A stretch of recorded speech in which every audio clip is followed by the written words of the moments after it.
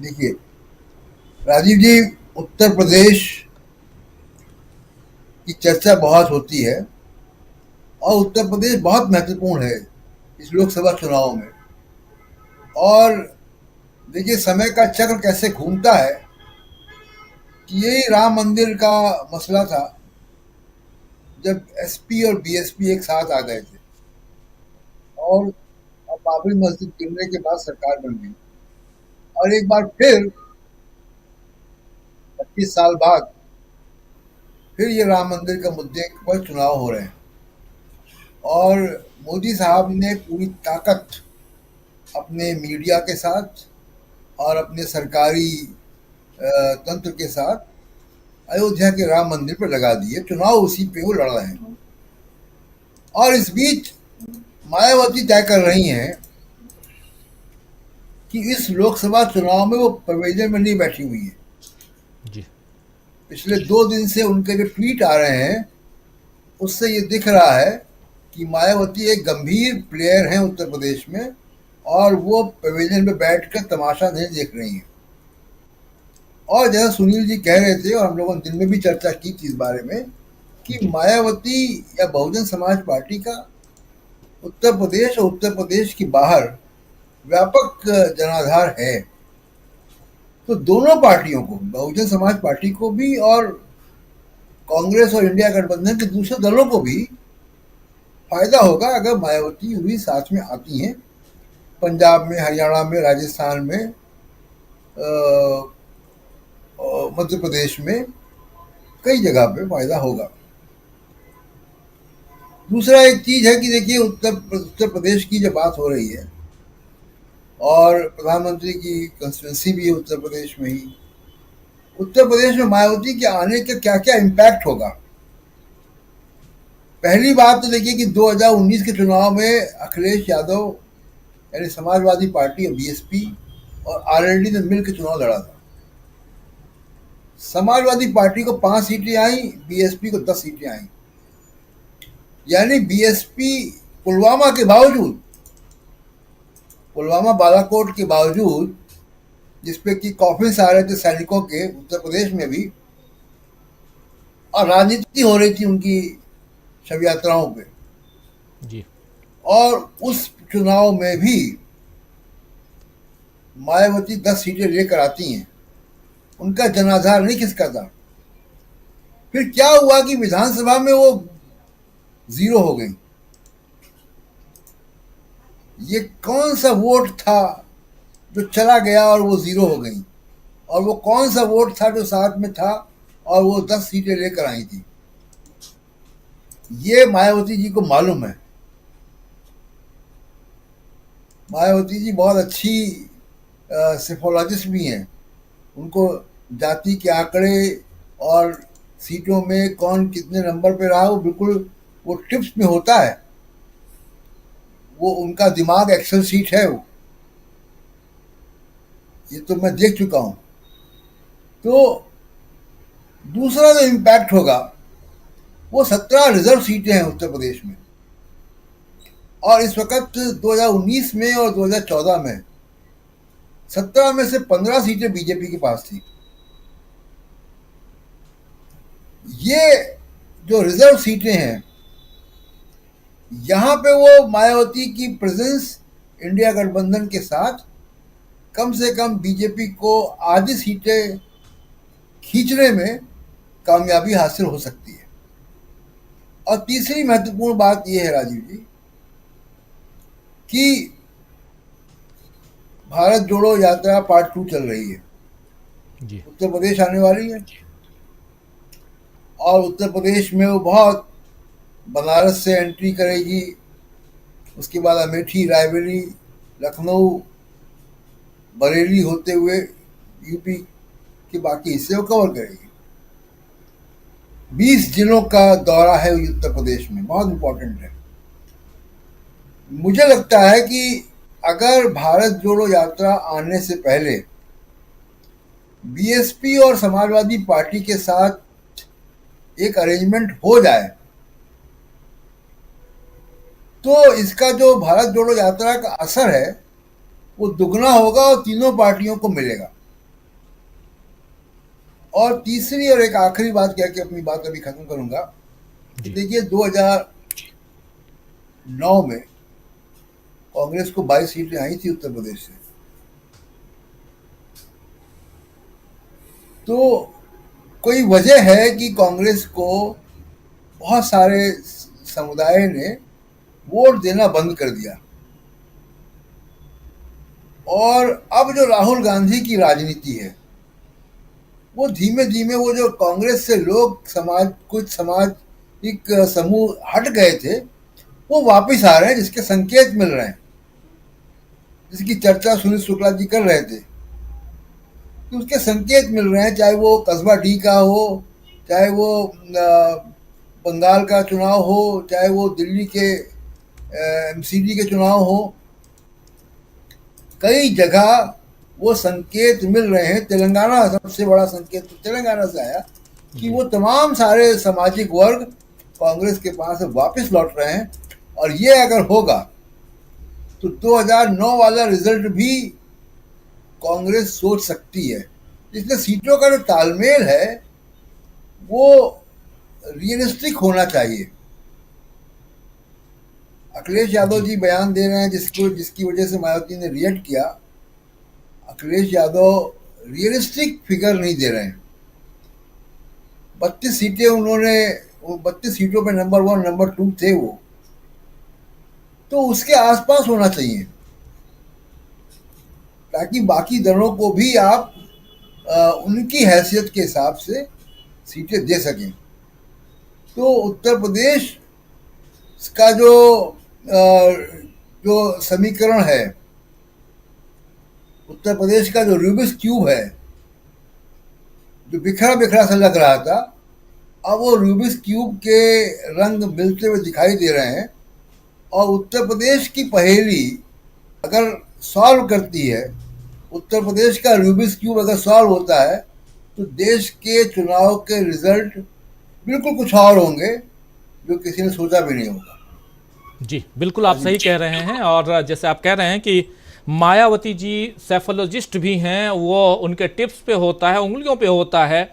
और समीकरण, सियासी समीकरण कहाँ कब किस दिशा में, यानी कि सियासी ऊंट जो है वो कब किस करवट बैठने वाला है, ये चर्चा हो ना हो, लेकिन मायावती जी इस बारे में अच्छी तरह से जानती हैं, भांप लेती हैं कि 2024 का ऊंट किस दिशा में बैठने वाला है, किस करवट बैठने वाला है। और इसीलिए सब, चाहे मायावती हो या अखिलेश यादव हो, दोनों कांग्रेस की तरफ खींचे चले आ रहे हैं। बात इंडिया गठबंधन की नहीं है, बात वहां कांग्रेस की है, क्योंकि कांग्रेस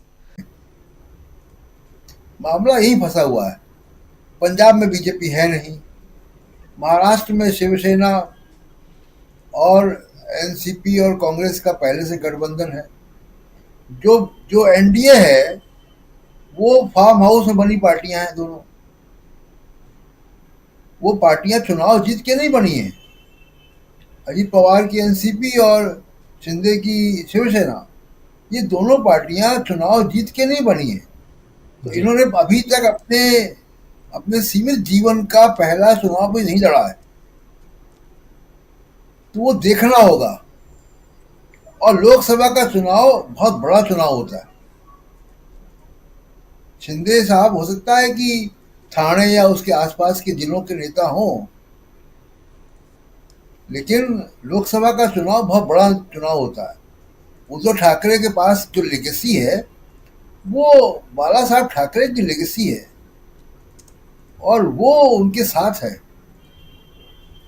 इस तरीके से तमाम राज्यों में अगर आप देखें, जम्मू कश्मीर में, बंगाल में, सब जगह पे बीजेपी जहाँ पे भी स्ट्रांग है, तो जो सबसे स्ट्रांग जहाँ पे बीजेपी दावा करती है कि जहाँ से चीज़ तय होनी, वो उत्तर प्रदेश है। और उत्तर प्रदेश का सीन कुछ बिखरता हुआ लग रहा है। और उसमें आज एक बड़ा डेंट सुप्रीम कोर्ट से आ गया।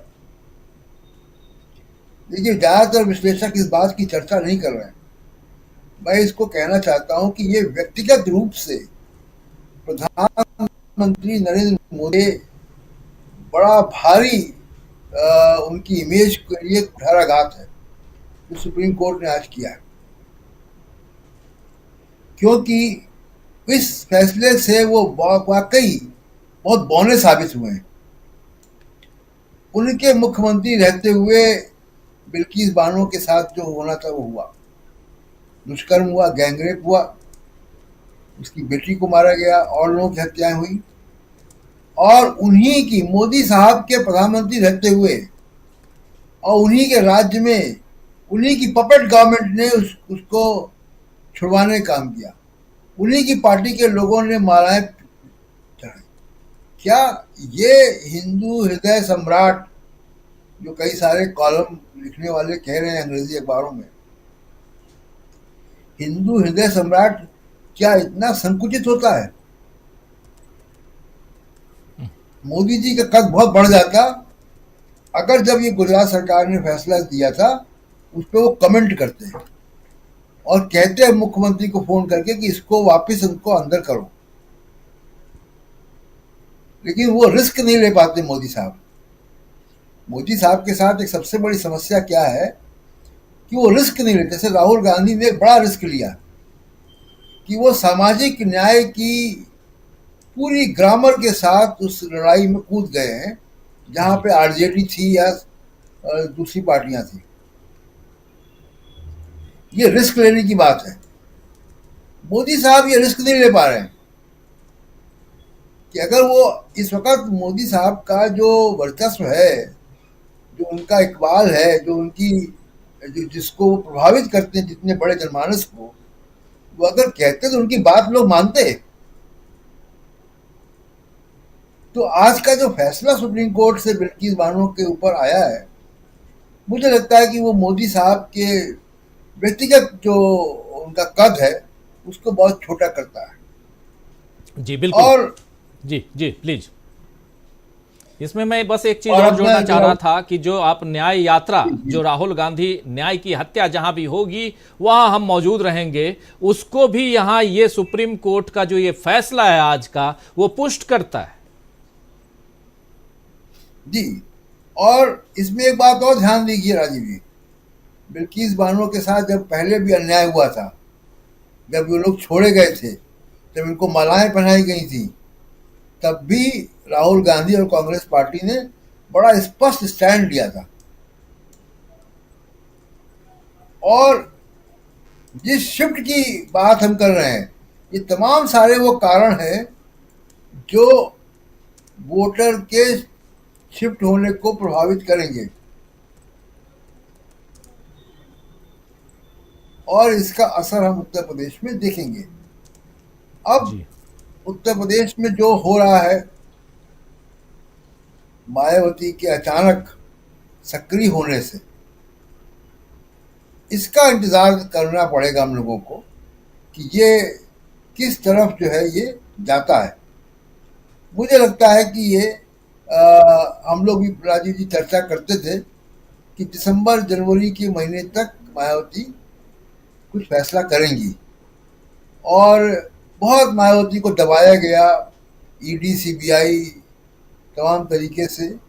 और जो मायावती के उत्तराधिकारी हैं आनंद, उनका एक बड़ा अग्रेसिव ट्वीट आया है। जी मायावती के ट्वीट को उन्होंने रिट्वीट किया है,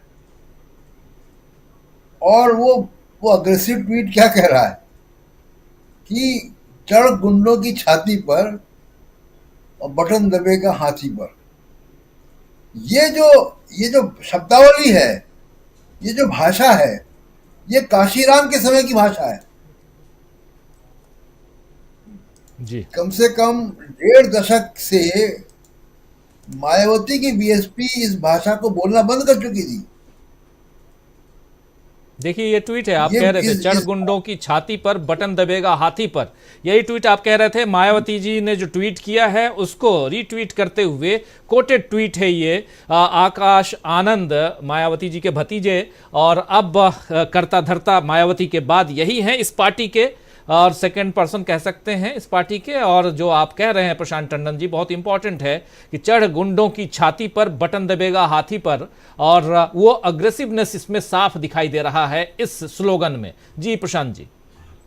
जी, तो जो काम कांग्रेस पार्टी में राहुल गांधी ने किया है, कि इंदिरा गांधी के समय की कांग्रेस की विचारधारा में वो ले गए हैं कांग्रेस को, जिसका नतीजा जो मिलेगा हम देखेंगे 2024 में, या तेलंगाना में देखा हमने, कर्नाटक में देखा।